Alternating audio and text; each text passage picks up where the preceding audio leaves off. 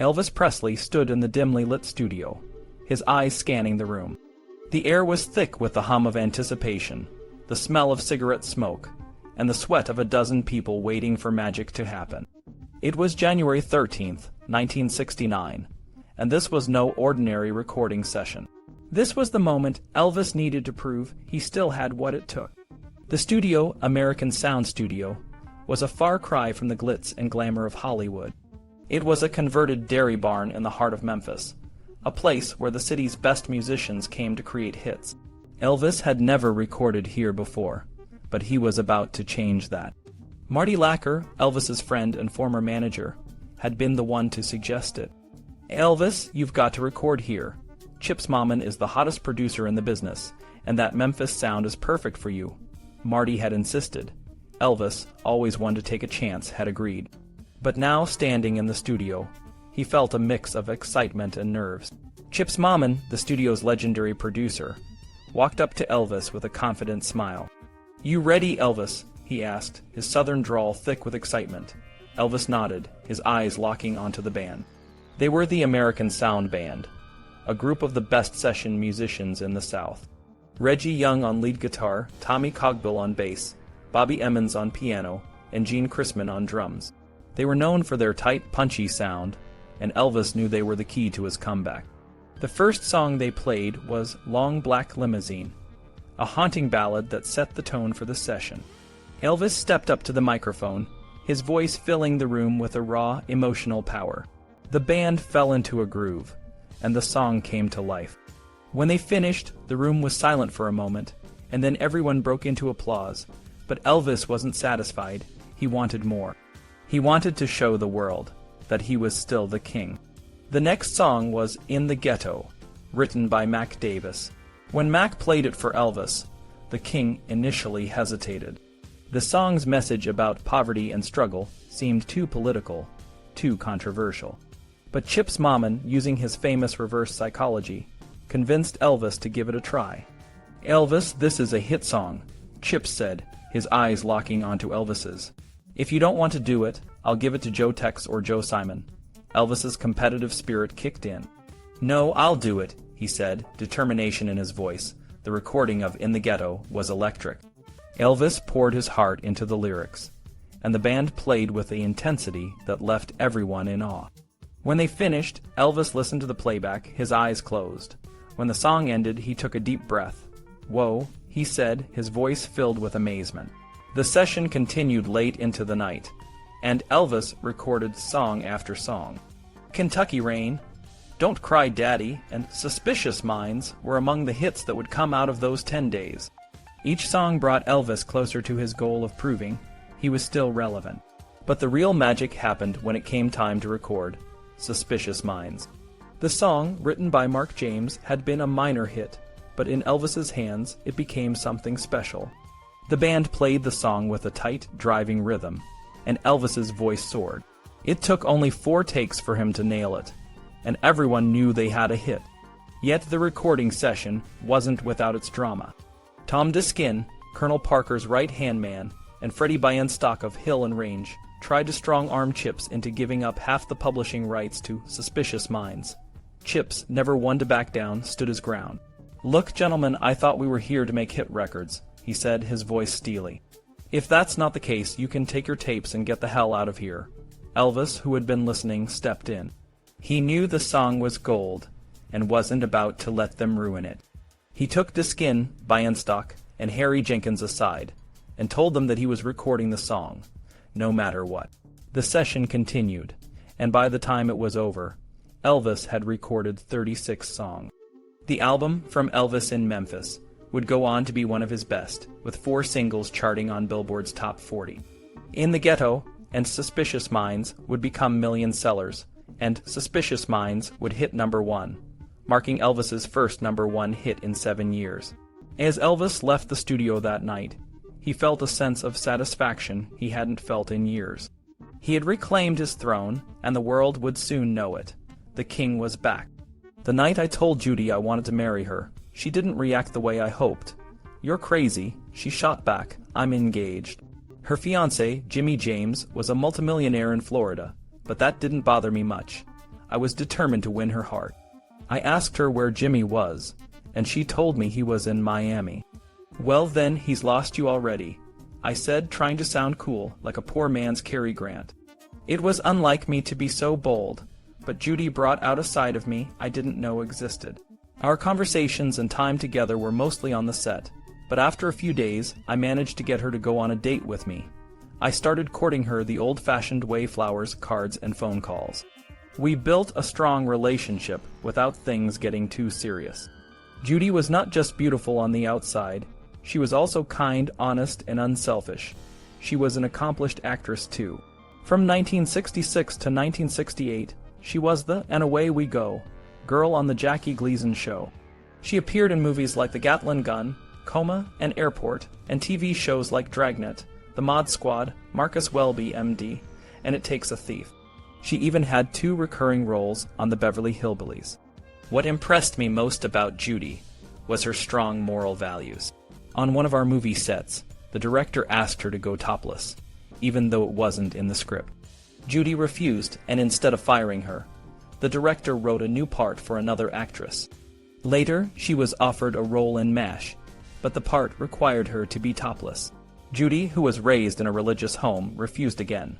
She chose a smaller part in a Western instead. Her agency was angry and dropped her as a client, but Judy had no regrets. She could look at herself in the mirror and be proud of her choices. I didn't use my connection to Elvis to win Judy over. I wanted her to like me for who I was. She did, and that made me even more determined to be with her. After dating for a few months, I decided it was time to meet her mom, Opal.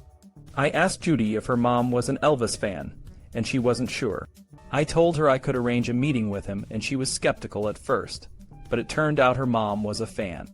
Elvis was filming Change of Habit at Universal Studios with Mary Tyler Moore. He was a big fan of hers from the Dick Van Dyke Show. When we visited the set, Elvis was friendly and made everyone feel welcome. He posed for pictures with Judy and her mom, and we chatted for a while. Later, I went to Elvis's house to get his opinion on Judy. He liked her but didn't believe I'd get married. "I'll believe it when I see it," he said, but he was wrong. A little less than 2 years later, he was my best man. Elvis invited Judy and me to his first live stage show in 9 years at the Las Vegas International Hotel. The excitement in Vegas was huge. Billboards, posters, and radio ads were everywhere. The marquee in front of the hotel featured Elvis's name in big letters. We arrived on July 31st, and the showroom was packed with celebrities. When the Sweet Inspirations started warming up the audience, Elvis called me backstage. He was nervous, but we did our usual stretching routine to calm him down. Elvis walked out on stage, and the crowd went wild. He performed Blue Suede Shoes and other hits, and the energy was incredible. He introduced celebrities in the audience, including Sammy Davis Jr., and gave Sammy a special ring to thank him for helping Elvis during a nervous moment years ago. Elvis performed for 90 minutes, and it was a historic night. The show changed Las Vegas entertainment forever. After the show, Elvis was overwhelmed with emotion. The Colonel, his manager, negotiated a 5-year contract that paid Elvis $1 million annually for 2 30-day engagements. It was the highest fee ever paid in Vegas. Elvis asked me to come back and work for him as his chief of security. I had to think about it. I had just finished a lead role in a movie and had a guest starring role on the Beverly Hillbillies. I talked to Judy, and she thought I could do both. So I accepted the job and flew back to Vegas that same day. The job started that night, and I took to it quickly. I assigned guards to protect Elvis, and I took the lead because of my good eyesight. Elvis called me Mr. Eagle because I could spot trouble. After the shows, we'd often stay up late. Elvis would take Placidils to help him sleep, and we'd make bets on who would fall asleep first. I usually got up around 2 or 3 p.m., showered, ate breakfast, and arrived at Elvis's suite around 5 p.m. Elvis's breakfast was always the same: crisp bacon, toast, Spanish omelet, beefsteak, tomatoes, coffee, and orange juice. We'd escort him to the backstage area for the first show around 7 p.m., and he'd start getting ready about 30 minutes before he went on. We'd do our stretching exercises, and Elvis would say, my boy," before the curtain went up. Elvis performed 2 shows a night, at 8:15 and midnight. He preferred the midnight show because the crowd was looser and more ready to party. Those early Vegas engagements were intense, but we made it work. Elvis loved to make the audience laugh with his silly jokes and rambling stories. One night he told them about the Vegas throat, a problem for many singers. "It's either too dry, or you end up swallowing too many chips," he joked. After his last show, Elvis's suite was filled with friends and old buddies. Cliff Cleaves, Marty Lacker, and George Klein had caught a few of his earlier performances. Tom Jones, a famous singer, was a regular visitor. Elvis and Tom often stayed up late, talking and bonding. Elvis always praised Tom as one of the best talents around, but not everyone was a favorite. Jerry Lee Lewis, a fellow Memphian, had a falling out with Elvis. Jerry Lee's career had been in decline since he married his young cousin, but he still thought he was as big as Elvis. "Put the two of us out on the road, and we'd outdraw everybody, including the Beatles and the Rolling Stones," Jerry Lee boasted. The king and the killer. He at least gave Elvis top billing. When Colonel Parker called Elvis, Jerry Lee exploded. "Why do you listen to that old bald-headed son-of-a-bitch manager of yours? He should come to you." Elvis didn't miss a beat. "Jerry Lee, that's why I am where I am and you are where you are. I gotta go, see ya." He left with his friends, and I asked a security guard to escort Jerry Lee and his group out. One of the most memorable visitors was actor Charlton Heston. Elvis was a big fan and had watched Heston's movies many times. That night, Elvis performed even better because Heston was there. After the show, I brought Heston and his party to the dressing room. Heston's deep voice boomed. The aura, the presence, the charisma, the magnetism, the electricity were nothing short of magnificent. Elvis was thrilled, but quickly changed the subject. "Say, me and the guys have heard so many stories about the chariot race in Ben-Hur. Can you tell us what really happened?" Heston told the story, and everyone was captivated. When they left, Elvis joked, "I got a little nervous when Moses started talking about me like that." Elvis's Las Vegas success opened up new opportunities. MGM offered to make documentaries about him, which became Elvis, That's the Way It Is, and Elvis on Tour. But a more exciting offer came from management, the Third Productions and Concerts West, run by Tom Hewlett and Jerry Weintraub. They had been trying to work with the Colonel for 2 years. Weintraub even showed up with $1 million check to prove his seriousness. The Colonel put the check in a drawer and said, "Now let's talk business." Elvis's first big show outside Vegas was in the Houston Astrodome. The Colonel and I did the advance work. We arranged for a fancy bus to take Elvis to the hotel, but the driver drove like a madman, scaring everyone. "I'm not riding on that bus again unless that son-of-a-bitch stops driving like that," Elvis told me. The Colonel found a new driver. At the Astrodome, the acoustics were terrible, but Elvis and the band made do. There was a funny moment when Elvis entered the stage in a Jeep. The crowd went wild, but Red and I fell off the Jeep when the driver let the clutch out too quickly. Elvis thought it was hilarious. Elvis set a record with about 43,000 people attending his Saturday night show. It was a great performance, but things were getting tough at home. Priscilla, his wife, felt stifled and began searching for her own interests. She took classes and even learned karate. Elvis, on the other hand, dated many women, including Joyce Bova, a beautiful brunette from Washington, D.C., and Barbara Lee, a stunning actress and model. He often flew one in as the other was leaving. Despite the challenges, Elvis's career was thriving. His shows were packed, and he was making history. But behind the scenes, things were more complicated. Living in Elvis's world meant everything revolved around him, and that was starting to take its toll. Elvis faced a tough time when Patricia Ann Parker filed a paternity suit against him in August 1970. She claimed that they had slept together during his Vegas shows and that she wanted $1,000 a month in child support for her son, Jason Peter Presley. The only proof she had was a snapshot of them together near his dressing room. Elvis wasn't impressed, saying, "Guys, does this look like anyone I would ever sleep with?" This wasn't the first time Elvis had been accused of fathering a child. Actress Joanna Moore had once shown up at his house, claiming she was pregnant and had taken sleeping pills. They had to take her to the hospital, but it turned out she wasn't pregnant. She later married actor Ryan O'Neal and had 2 kids. With Patricia Parker's case, things got serious. She hired a famous lawyer, and the judge ordered blood tests. Elvis and Parker were there when the doctor drew blood from the baby's heel. The baby screamed, and Elvis clenched his jaw, saying, "That damned bitch, putting her baby through all this pain for nothing." The tests proved the child wasn't his, but the relief was short-lived. A few weeks later, Elvis received a real death threat. It started with a phone call to a security guard at the International Hotel.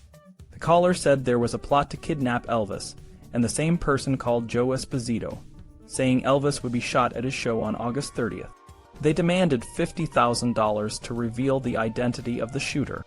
The FBI and hotel officials suggested Elvis cancel the show, but he refused. "I'm not going to cancel anything for some no-good coward Sonafabich," he said. Elvis called in his friends for extra security. FBI agents were in the crowd, and they gave a plan. Shout floor if there was any danger. Elvis and his team were all armed, and the house doctor was ready with medical supplies. Before the show, Elvis gathered his team. He was emotional, saying, "I have never done anything to anyone for them to try and kill me. If it happens, I want you guys to get to him first, before the police. I want his face F-ed up and his eyeballs ripped out of his head." He said goodbye to everyone, and then he put a small gun in each of his boots. The tension was thick. Elvis stood sideways on stage to make a smaller target. During the show, someone yelled out Elvis, and everyone flinched. Elvis dropped to one knee, but the guy just wanted to hear, "Don't be cruel." Elvis heaved a sigh of relief and sang the song. The night was tense, but nothing happened. After the show, Elvis and his team designed a logo that became their calling card. TCB over a lightning bolt. It stood for taking care of business. They had gold charm necklaces made for the men and TLC necklaces for the women. Elvis also had bracelets made with everyone's name and nickname. The logo ended up on T-shirts, rings, guns, and even the tail of his plane, the Lisa Marie. In September 1970, Elvis went on a short tour. It had its problems, like a bomb threat in Phoenix and staying in a grungy hotel in Mobile, Alabama. The hotel had no air conditioning, and Elvis was not happy. He flew back to Memphis after the show. On this tour, Elvis met a lot of cops and appreciated their work. He became a chief deputy with the Shelby County Sheriff's Department. He also wanted a federal narcotics badge to carry a gun anywhere. He tried to get one by meeting Vice President Spiro Agnew, but Agnew couldn't accept gifts. Elvis then went on a wild spending spree, buying guns and donating money to the police. Elvis's passion for guns and law enforcement grew after the Manson murders and the death threat. He wanted to be prepared and protect himself. He was a collector, and Graceland was filled with his stuff. So it made sense that he collected guns and badges too. Elvis Presley, known for his extravagant lifestyle and generous heart, made a significant impact on the lives of those around him. He didn't just spend his money on himself. He also took care of his friends and family. For example, he bought a new home in the exclusive Holmby Hills area of Beverly Hills for himself and Priscilla. And he also put a down payment on a house in West Los Angeles for Joe and Joni Esposito. Not stopping there, Elvis ordered Mercedes-Benzes for Charlie Hodge, his girl, friend Barbara Lee, and himself. He even paid for the weddings of George Klein and Dick Grob, and gave Grob a Cadillac as a wedding present. However, the relationship between Elvis and Dick Grob wasn't always smooth. Grob, who worked as a bodyguard for Elvis, made some controversial statements after Elvis's death. He claimed that when Elvis fired Sonny West, Red West, and Dave Hebler, it was because he wanted a better grade of security, making Grob the new chief of security. This wasn't true. Sam Thompson, Linda's brother, was actually brought in for that role after Sonny, Red, and Dave left. Grob only became the chief of security at Graceland after Elvis's death, appointed by Vernon Presley. Grob's remarks about Sonny being hypnotized by Colonel Parker and doing things that were embarrassing and degrading were particularly hurtful. Sonny explained that the hypnosis was just a fun act they all played along with, including Elvis. It was a way to unwind and have a good time. Grob's attempts to elevate his own importance, like claiming he was closer to Colonel Parker after Sonny left, were also misleading. According to Lamar Fike, It was Lamar who took over Sonny's role, working with the Colonel on the advance team, not Grob. Despite the tension, Elvis's generosity didn't wane. When he noticed that Sonny and Judy weren't married yet, he offered to pay for their wedding and even suggested they move into his new house. Judy and Sonny were already engaged, so they picked a date, December 28, 1970. Elvis happily agreed to be Sonny's best man and asked Marty Lott to handle the wedding arrangements. Elvis's spending habits, however, began to worry Vernon Presley. When the bills for all the cars and homes started piling up, Vernon and Priscilla confronted Elvis about his excessive spending.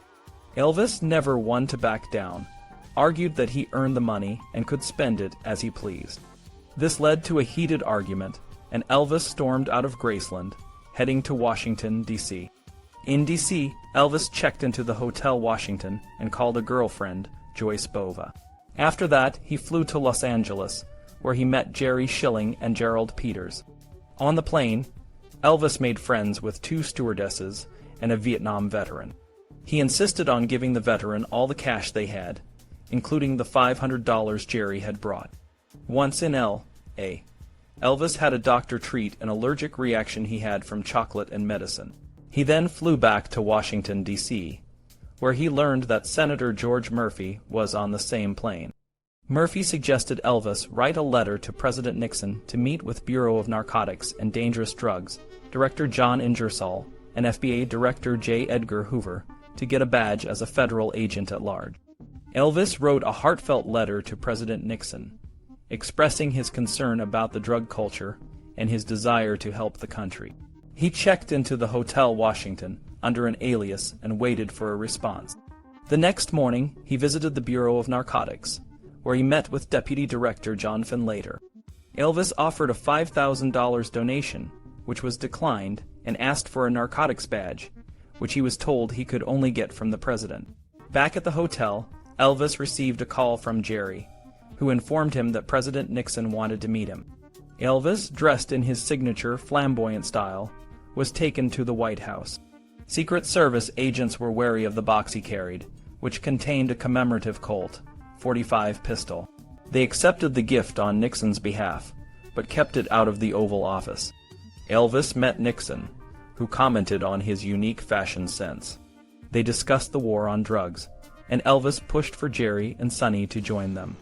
Nixon, impressed by Elvis's sincerity, invited them to the Oval Office. When Sonny and Jerry entered, Nixon greeted them warmly, playfully remarking on their size and their role in protecting Elvis. The meeting was a memorable moment in history, showcasing Elvis's passion for making a difference and his deep connections with those around him. Despite the challenges and conflicts, Elvis's generosity and spirit shone through, leaving a lasting impact on everyone he touched. The day we met President Nixon at the White House was one of the most memorable of my life, but nothing could compare to the moment when Judy Jordan became my wife. The wedding was held at the Trinity Baptist Church in Whitehaven, and it was a beautiful, magical evening. Elvis Presley, the king himself, stood by my side as my best man, and his wife Priscilla was Judy's matron of honor. Even Vernon Presley, Elvis's dad, lent me his 1967 Lincoln sedan for the day, a gesture that meant a lot to me. Elvis's presence was a double-edged sword. On one hand, he was the biggest star in the world, and everyone's attention was on him. On the other hand, he promised to stay in the background, and he kept his word. Before the ceremony, I was nervous, and Elvis, noticing my sweat, wiped my brow with a handkerchief. It was a small act, but it meant a lot to me. When I told Judy about it later, she was moved to tears. Elvis arrived at the church in a fur-lined black bell-bottom suit, a white tie, and a belt with gold eagles and chains. He had 2 guns in a white shoulder holster, and 2 pearl-handled pistols tucked into his waistband. He even had a Derringer in his boot, and a 15-inch metal Kell light police flashlight. The flashlight was more than just a tool. Elvis used it to see in dark places and as a potential weapon. When the time came to enter the sanctuary, Marty tried to take the flashlight from Elvis, but after a bit of resistance, Elvis handed it over, saying, "Damn, I hate to give this up." The ceremony went smoothly, and afterward, there was a reception in the church hall. Elvis and Priscilla greeted everyone in the reception line, and Elvis hugged Judy and me, telling us to enjoy the reception.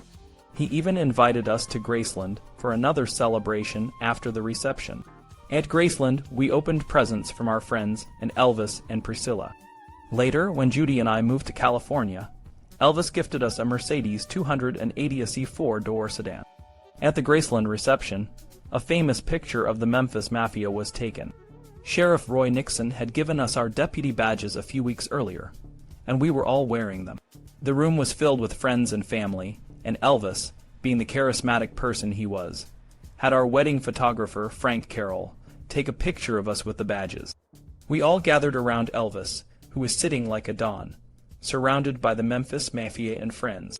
The photo was taken as a joke, but over the years it was used to portray us as a dangerous group of badasses.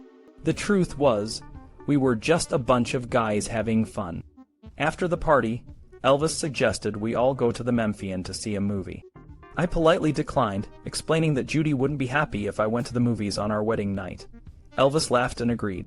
Judy and I checked into a Howard Johnson's down the road from Graceland, and it was a short honeymoon.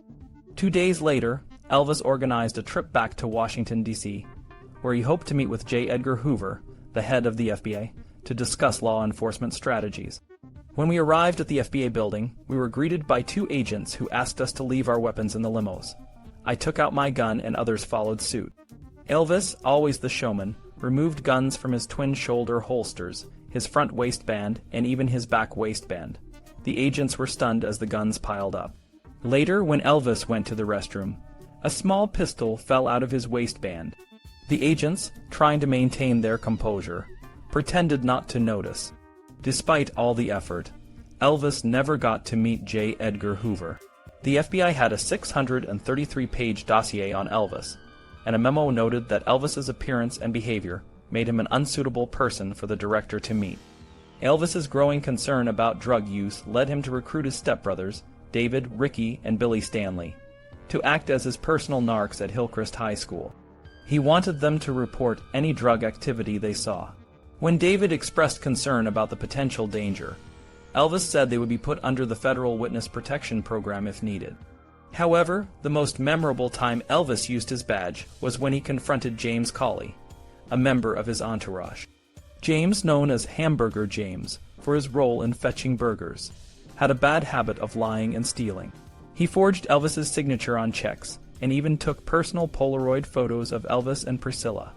When Elvis found out, he was enraged. James was already at the airport, but Elvis, Red, and a security guard chased after him in a security car. They even tried to board a plane, thinking James was on it, but it turned out to be the wrong one. I caught up with James at the terminal, found a .357 Magnum and a valuable ring in his briefcase, and confronted him. When Elvis arrived, he gave James a mock version of the Miranda rights, and after a heated exchange, let him go back to Memphis with a warning. Elvis's fascination with guns continued to grow. He owned a Thompson machine gun, an M16, and a custom-made German shotgun that belonged to Hermann Göring. He even enjoyed target practice with a German Luger I bought him for Christmas.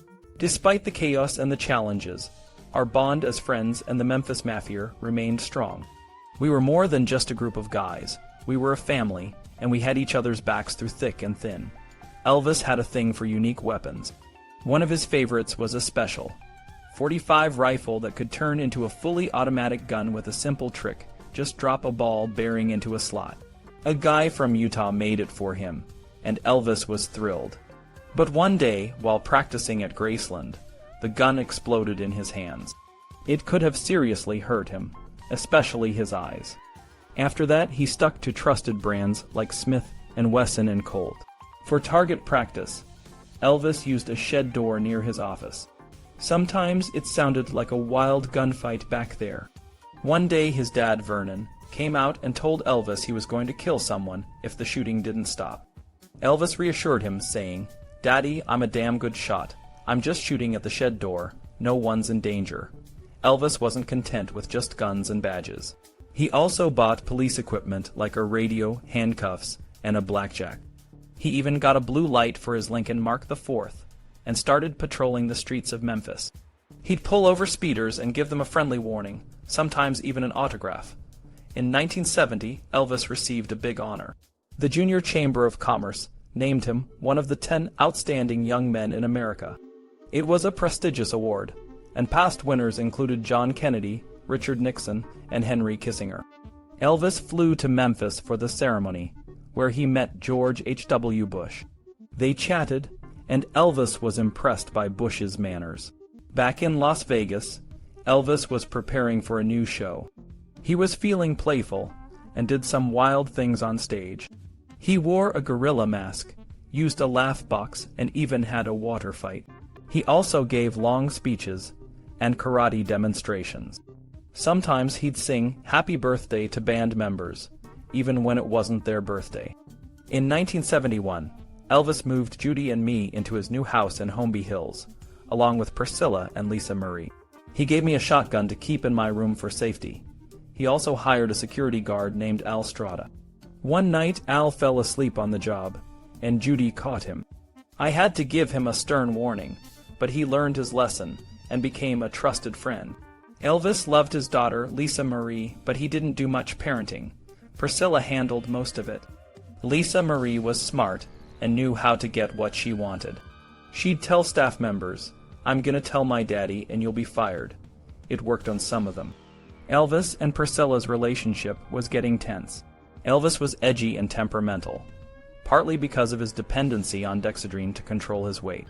He wanted Priscilla all to himself, but she had her own interests. She started seeing her dance teacher and karate instructor. Elvis loved his cars and would buy them on a whim. One night, a car dealer brought a 1971 Stutz Blackhawk to show him. It was a beautiful, expensive car. Elvis fell in love with it and bought it right away. We drove it around Sunset Boulevard, and he blew the car's musical horn, drawing a lot of attention. Elvis also had a lot of new women in his life. During a show in Lake Tahoe, he noticed a beautiful young woman in the audience. He winked at her, and after the show, he asked me to bring her backstage. Her name was Paige, and she stayed with Elvis for the duration of his engagement. They went to Palm Springs, where Elvis had a bottle of Hycodin, a powerful cough medicine with codeine. They drank from the bottle all evening and went to bed. The next morning, when I went to check on them, Elvis was awake but groggy. Paige was in bad shape and needed immediate medical attention. She was rushed to the hospital and eventually recovered, but Elvis didn't visit her for a long time.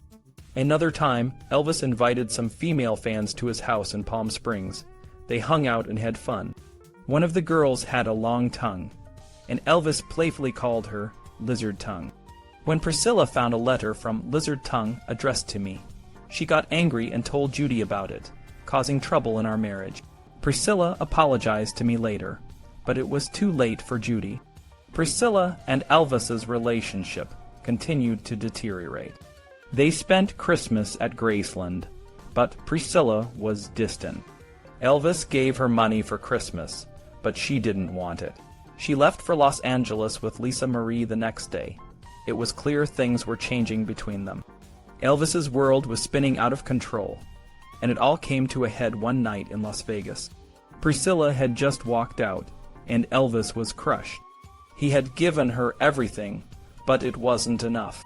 The news hit him hard, and he couldn't believe she had left him for another man, Mike Stone. It was a punch in the gut, and Elvis was devastated. His emotions were all over the place, from hurt to anger, and he couldn't seem to find a way to cope. To distract himself, Elvis threw himself into his work. He toured nonstop, playing over 100 shows in 1972 alone.